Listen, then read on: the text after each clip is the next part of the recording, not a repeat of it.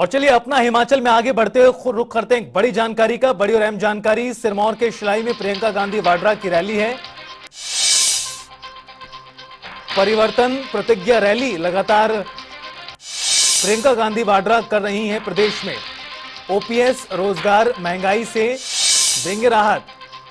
प्रदेश में कांग्रेस है तो उन्नति है। ये तमाम बातें प्रियंका गांधी वाड्रा की ओर से सतौन और शिलाई में रैली के दौरान। और प्रियंका गांधी वाड्रा फिलहाल संबोधित कर रही जनसभा को, सीधा लेकर चलते हैं। हम कह रहे हैं कि महिलाओं को हम 1500 रुपए हर माह देंगे। क्यों? क्योंकि हम समझते हैं कि आप पर क्या बोझ है। पूरा समाज का बोझ उठाती हैं आप। आज यहाँ बैठी हैं धूप में, 2-3 घंटे आपके हो गए, घर जाके खाना आप पकाएंगी, सबकी परवरिश आप करेंगी। काम है, नौकरी है तो वो भी करेंगी। ये नहीं है कि नौकरी करके घर आकर आप आराम कर सकती हैं। सब आराम करेंगे लेकिन आप उनकी देखभाल करेंगे। बहुत बड़ा बोझ है। और किस सहनशीलता, किस शक्ति से हमारी माताएं, बहनें, बेटियां इसको संभालती हैं। पूरे देश का जो भविष्य है आपके हाथों में है, लेकिन आपकी मदद कोई नहीं करता। कोई ये नहीं सोचता कि अगर थोड़ा सा पैसा हर महीने आपके खाते में चले जाए तो आपको सुविधा होगी। कोई आपको सशक्त नहीं बनाना चाहता। जब आपकी बात होती है तो कहते हैं हम सिलेंडर दे देंगे। एक मिल गया, उसके बाद मिले ना मिले हमारा प्रॉब्लम नहीं है। कोई ये नहीं कहता कि अपने पैरों पे खड़े होने के लिए हम आपकी मदद करेंगे। कोई ये नहीं कहता कि आपके लिए हम खास रोजगार बनवाएंगे। कोई ये नहीं कहता कि हम खास महिलाओं को शिक्षित करेंगे, क्योंकि हमारा देश उनका है। कांग्रेस पार्टी ये कह रही है। कांग्रेस पार्टी कह रही है कि जब पहली मीटिंग होगी नई सरकार की मंत्रिमंडल की, तब उसी दिन निर्णय लिया जाएगा कि आपको 1 लाख रोजगार दिए जाएंगे। किसको? ये तमाम नौजवान सेना जो यहां पे खड़ी है, आपको, ये आपका हक है। कोई आपको दान नहीं दे रहा है, ये आपका हक है। इस हक को मांगो। हम ये भी कह रहे हैं कि पहली कैबिनेट की मीटिंग में ओपीएस पर निर्णय होगा, आपको ओपीएस मिलेगा। ये आपका हक है। आपने पूरे जीवन काम किया है इस देश के लिए। हिमाचल प्रदेश को अगर किसी ने बनाया तो हिमाचल के कर्मचारियों ने बनाया है। सबसे ज्यादा कर्मचारी इस देश में यही है, इस प्रदेश में। आपका सम्मान होना चाहिए, आपका आदर होना चाहिए। पैसे कहीं से भी निकालने पड़े, उनको निकाला जाना चाहिए आपके पेंशन के लिए। काटे बड़े बड़े उद्योगपतियों के कर्ज को।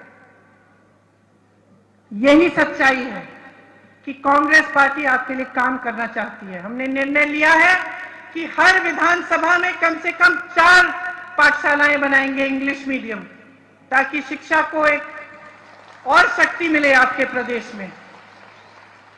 जो पीएचसी हैं आज चल नहीं रहे हैं। आज की जो सरकार है वो पीएचसी पड़े हुए हैं, वहां पे ठीक ढंग का इलाज नहीं होता। कोई बड़ी बीमारी होती है तो दूर दूर जाना पड़ता है। हम कह रहे हैं हम उनमें सुविधाएं देंगे, आपको उनको मजबूत बनाएंगे। हम कह रहे हैं कि 5 सालों में 5 लाख रोजगार बनाकर आपको देंगे। और नौजवानों, एक बात समझ लो अच्छी तरह से, इस देश में रोजगार आता कहां से है? आता कहां से? सबसे पहले तो पीएसयू से आता था। क्या थी पीएसयू? देश की संपत्ति।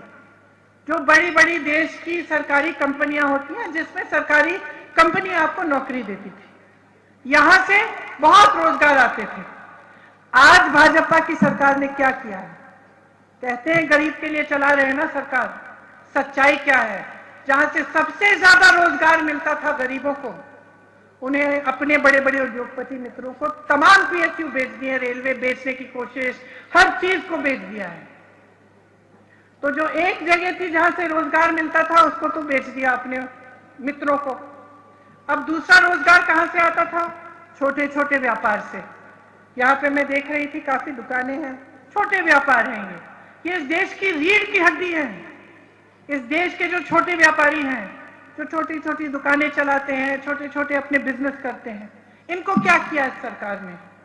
यहां से रोजगार पैदा होता है, जीएसटी थोपी, कोरोना आया, अरे विश्व भर में कोरोना आया था, कोई बहाना नहीं है कि कोरोना आ गया ठीक है आपकी कमाई नहीं हो रही है, बहाना नहीं है।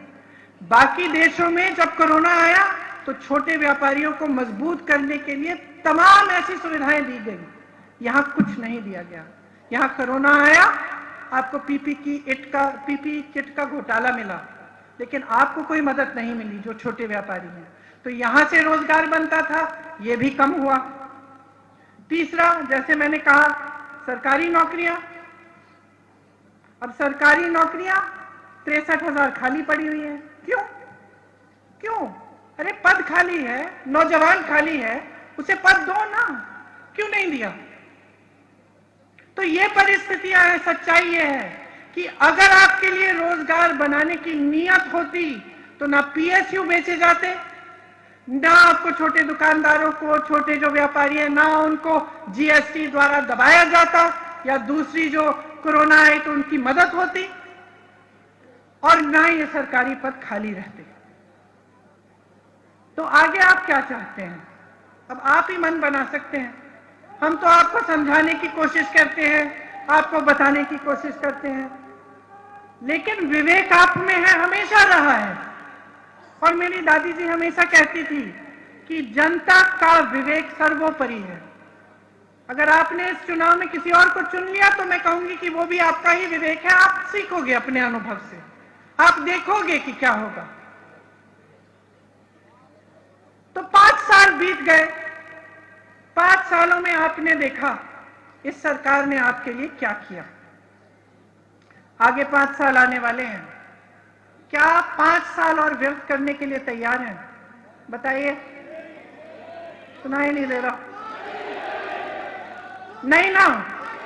आज जो आपका बच्चा 20 साल का है, क्या 25 साल तक इंतजार करेगा कि उसको अभी नौकरी मिलनी चाहिए?